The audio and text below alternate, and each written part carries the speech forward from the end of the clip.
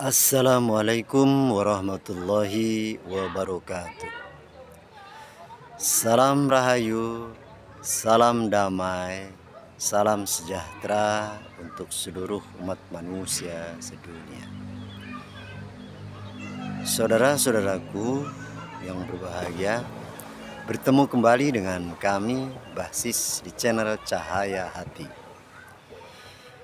Pada kesempatan kali ini kami ingin berbagi tentang pemahaman ilmu yang kami dapat dari guru yang telah kami praktekkan, karena sesungguhnya ilmu itu adalah suatu petunjuk, jalan, cara, teknik, metode untuk diperbuat atau digerakkan atau diproses sebagai petunjuk daripada apa tujuan daripada ilmu itu sendiri.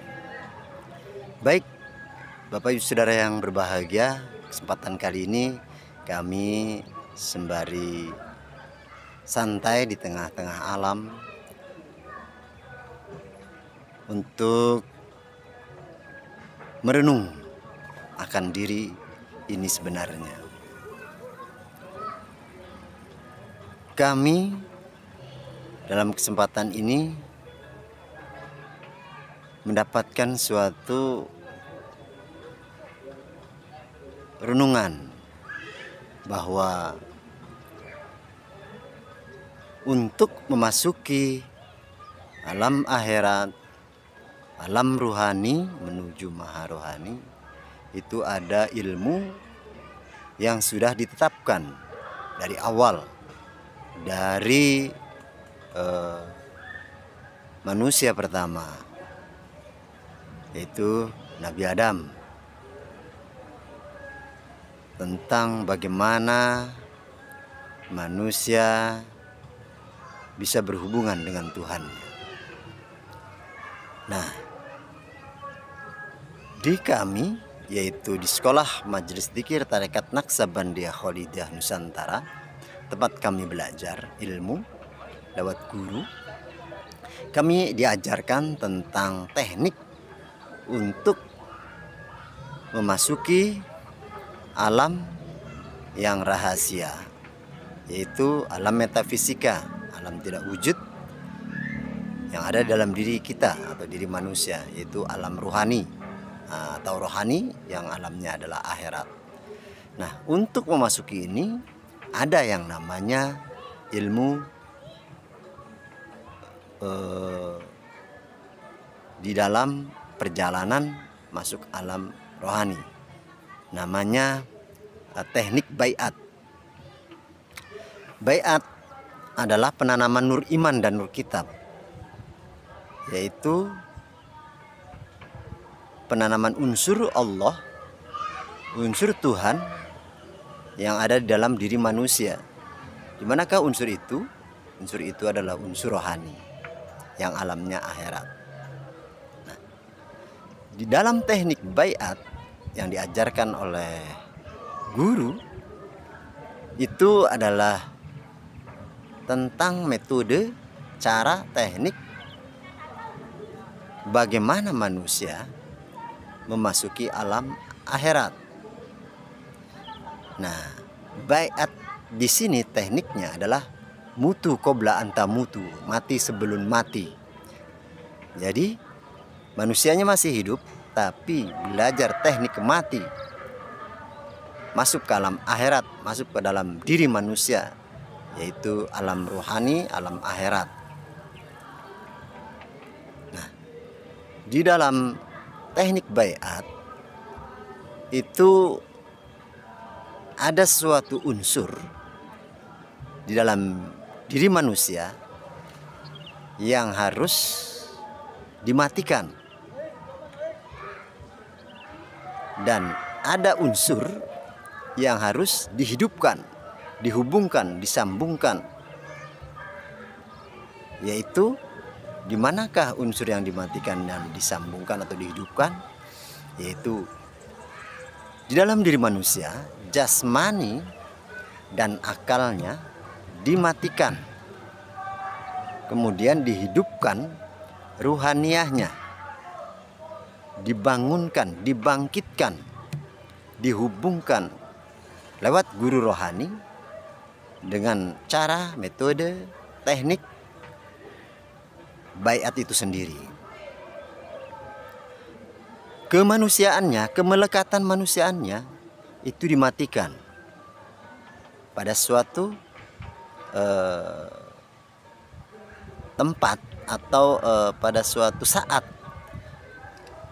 di mana dia, manusia itu, harus dimatikan kemelekatan dunianya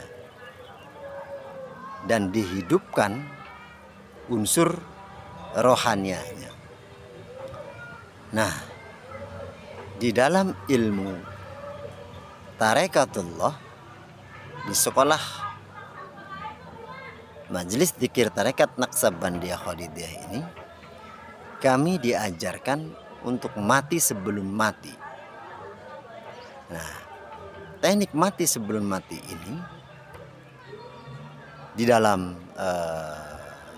ajaran agama Islam ada yang namanya ta'awud atau kalimat bacaan yang berbunyi a'udzubillahi minasyaitonirrajim.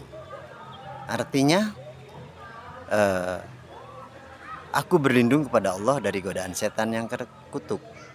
Jadi akunya manusia, kemelekatan manusia tentang dunia itu dihilangkan, kemudian yang berlindung artinya jasmaninya dan rohaninya itu masuk ke alam akhirat,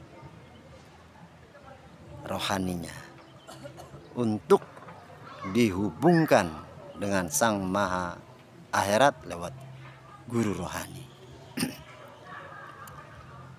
Nah, pelaksanaannya itu pada waktu tertentu dan juga teknik tertentu, sehingga setelah nanti dibaiat, manusia itu akan mengalami suatu perubahan-perubahan, karena yang dominan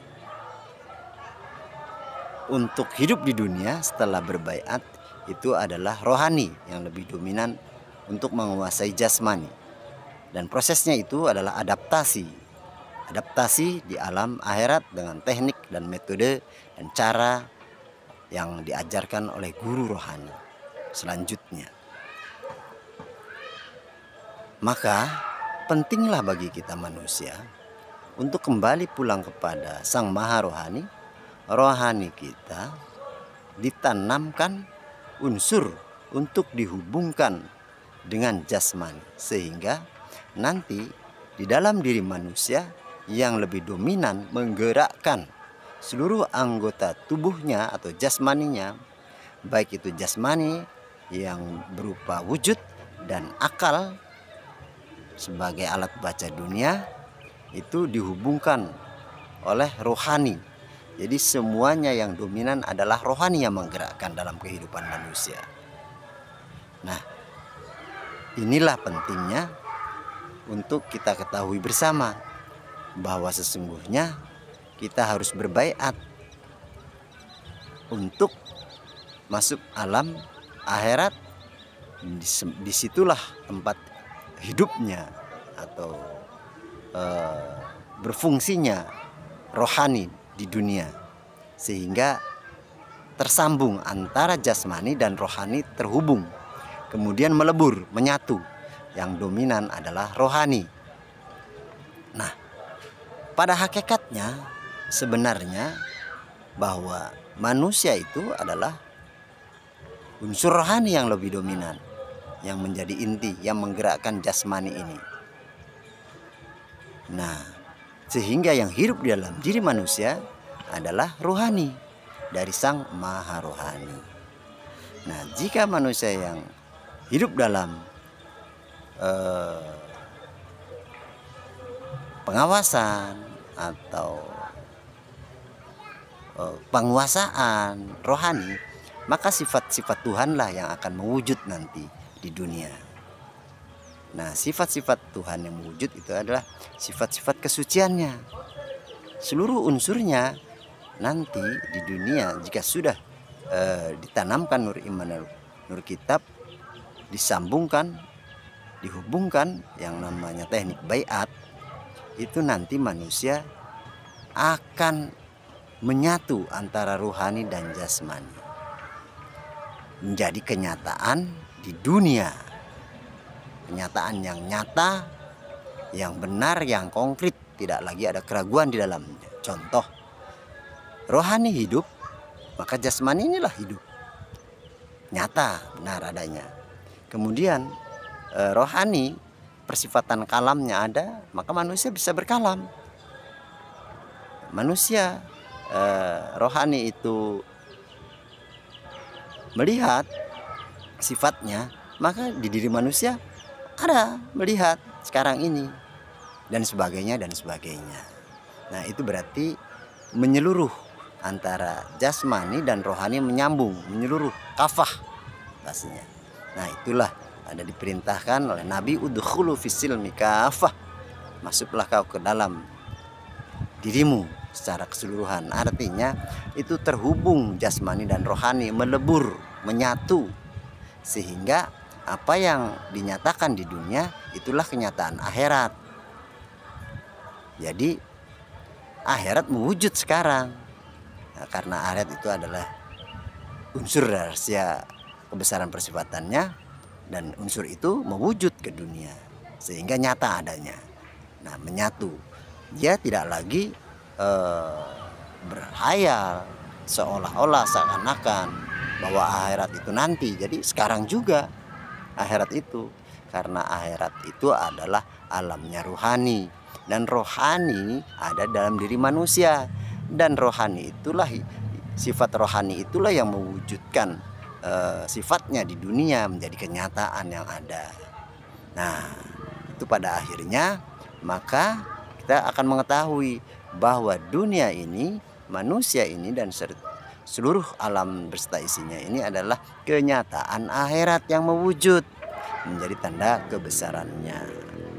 Nah, inilah pentingnya kita berbaiat untuk mengetahui unsur daripada rohani alam akhirat, unsur alam akhirat, unsur daripada kebesaran Tuhan Allah Subhanahu wa taala yang mewujud di dunia, sehingga kita tidak ada lagi keraguan di dalamnya. Semuanya fakta nyata, real nyata di dunia adalah perwujudan dari alam akhirat yang mewujud, alam atau rohani yang mewujud pada jasmani. Itu yang harus kita renungkan, kita pikirkan, saudara-saudaraku, seluruh umat manusia dunia. Maka carilah guru rohani yang membawa ilmu rohani yang mutlak, yang waris, sehingga kita dapat belajar ilmu praktek dan menyatakan bahwa akhirat dan rohani itu adalah suatu unsur persifatan, dan di dunia mewujud sekarang juga selagi kita masih hidup. Jika kita sudah mati, maka putuslah semua pemahaman, pengetahuan tentang akhirat dan dunia. Itulah penjelasan dari kami. Semoga dapat bermanfaat sebagai perenungan dan berpikirnya kita sebagai manusia, bagaimana cara kita mendapatkan ilmu rohani dan mencari guru rohani agar kita bisa pulang kembali kepada Sang Maha Rohani, rohani kita. Seperti itu yang dapat kami sampaikan, kurang lebihnya kami mohon maaf. Kami sembari santai dan dengan kondisi seperti ini apa adanya. Kami akhiri, wassalamualaikum warahmatullahi wabarakatuh.